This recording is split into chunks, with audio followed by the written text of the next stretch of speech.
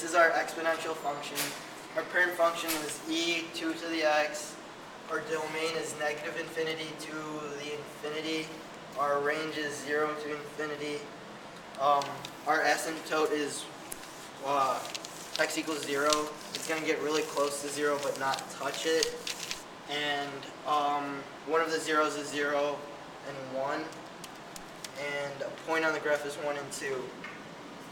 For another function, it is e 2 to the x minus 2. It's a vertical shift down by 2 with a domain of negative infinity to infinity with a range of negative 2 to the infinity. Two zeros on the graph are 1 and 0, and 0 and negative 1.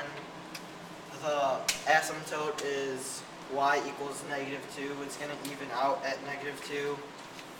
And the next graph is e to the x to 4 to the x.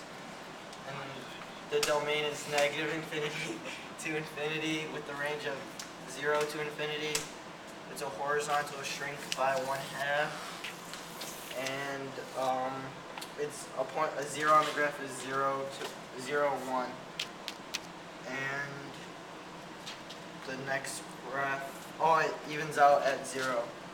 The next graph is e to the x 2 to 1.5x, half x. Domain is negative infinity to infinity. Range is 0 to infinity with a horizontal stretch by 2.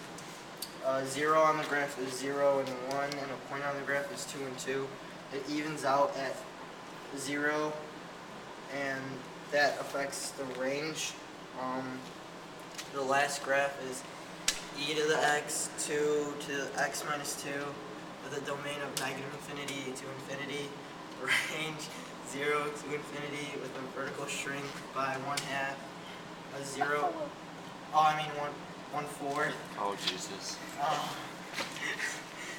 0 on the graph is 0 and 1/4. A point on the graph is 2 and 1. It evens out at 0, and that corresponds to the range.